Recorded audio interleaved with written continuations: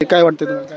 निश्चितपणे प्रत्येक शिवभक्ताला, प्रत्येक दुर्गप्रेमीला याचा आनंदच झाला आहे की ज्या किल्ल्यावर स्वराज्याची पहिली राजधानी होती आणि छत्रपती शिवरायांचं तब्बल 26 ते 27 वर्ष वास्तव्य या किल्ल्यावर होतं आणि त्या किल्ल्याचा समावेश आज जागतिक वारसा हक्काच्या त्या यादीमध्ये त्याचा समावेश झाला.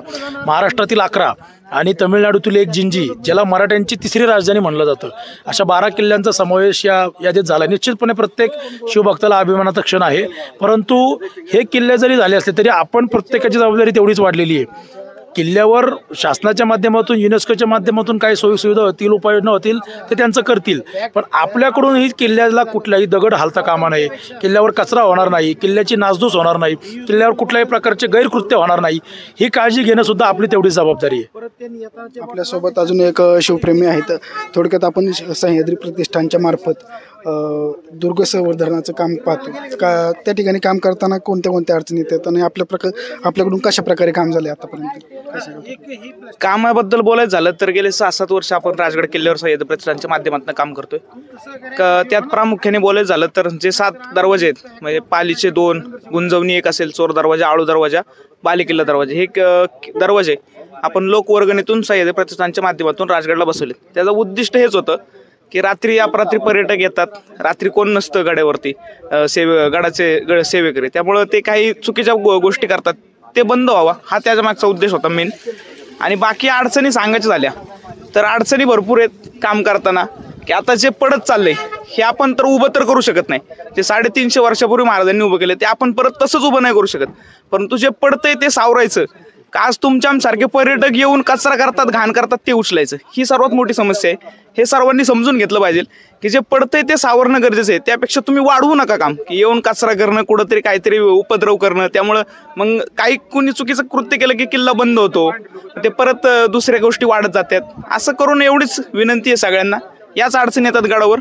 सह्याद्री प्रतिष्ठानच्या माध्यमातून बरेच कामं झालेत. पाण्याचे टाके साफ करणं असेल, त्यांची डागडुजी वगैरे, किंवा आता गुंजवणी दरवाजा जो मागं, त्या दरवाजाचं एक पाण्याचं आउटलेट बंद झालं होतं, मातीत बुजलं होतं. त्यामुळं तिथं वरून जी बाले किल्ल्यावरून येणारी पाण्यासोबत येणारी माती ती साचत होती आणि तो जवळजवळ एक 10 फुटाचा थर झाला होता. दरवाजा, गुंजवणी दरवाजा जवळजवळ अख्खा बुडला होता, मातीत गाडला गेला होता. तर तो दरवाजा सह्याद्री प्रतिष्ठानच्या माध्यमातून जवळजवळ 4-5 महिने मोहिमा घेऊन तो आपण सगळं ते माती बाहेर काढून टाकली, ते पाण्याचं आउटलेट चालू केलं आणि त्यानंतर दरवाजा तिथं बसवले आपण, लाकडी दरवाजा. एक आळू दरवाजा सुद्धा एक किल्ल्यावरचा होता, तो जवळजवळ 4 फूट उंचीपर्यंत तो दरवाजा मातीने काढला गेला होता. आपल्या टीमच्या माध्यमातून त्या दरवाजाची तिथे माती काढण्याचं काम केलं आणि त्या प्रवेशद्वारातून आधी वाकून जायला लागायचं. तिथं आता ताटमानेने माणूस जाऊ शकतो, म्हणजे एवढा गाळ येऊन साचला होता. त्याचं उत्खनन ते साफ करत असताना अनेक जुन्या ऐतिहासिक वास्तू, आपल्या शस्त्र तिथं सापडली, म्हणजे भाल्याचं टोक असेल, तोफ गोळा असेल. परंतु आपण हे सर्व वस्तू पुरातत्व विभागाकडे सुपूर्द केलेल्या आहेत. म्हणजे गडावर जरी असे काय ऐतिहासिक ठेवा सापडला तरी तो स्वराज्याचा आहे, तो आपण कुणीही घरी घेऊन जाऊ शकत नाही. त्या सर्व वस्तू आपण पुरातत्व विभागाकडे सुपूर्द केलेल्या आहेत. नक्कीच या ठिकाणी सह्याद्री प्रतिष्ठानच्या मार्फत खूप मोठं काम सुरू आहे. आपल्यासोबत अजून एक शिवभक्त आहेत. आज जागतिक वारसा स्थळ म्हणून या ठिकाणी राजगड किल्ल्याची नोंद झालेली आहे. काय भावना आहेत आपल्या? पहिली भावना हीच आहे की प्रशासनाने आता एक नियमावली जारी करावी, नाही का, जशी हरिश्चंद्रगडावर आहे. प्रत्येक पर्यटकांना येणाऱ्या, म्हणजे ग्रामस्थ असतील, म्हणजे ती सर्वांसाठीच असावी, किंवा जेणेकरून कचरा होणार आहे, सगळ्यात महत्त्वाचा विषय. दुसरा विषय, येणाऱ्या जे पर्यटक आहेत किंवा स्थानिक ग्रामस्थ आहेत इथं येणारे, तर ह्यांच्यासाठी एक पार्किंगची एक व्यवस्थित व्यवस्था.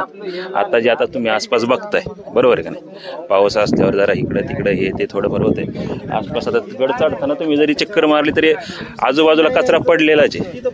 तर सगळ्यात पहिला विषय हा आहे की नियमावली जारी करून कचऱ्याचा प्रश्न मार्गी लावून पर्यटकांसाठी एक कडक नियम करावे, किंवा जेणेकरून कचरा झालाच नाही पाहिजे. हरिश्चंद्रगडावर जसं आहे की बाबा प्रत्येक गोष्टीची नोंद घेतली जाते, बरोबर का नाही, लिहून ठेवलं जातं, नेलेली बाटली परत आणावी लागते, त्याच्यासाठी एक डिपॉझिट आहे जे खाली जमा करावं लागतं.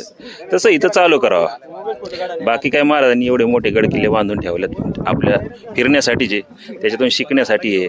जीवन कसं जगावं याचा एक आदर्श पण त्यांनी घालून दिलेला आहे, बरोबर आहे का नाही.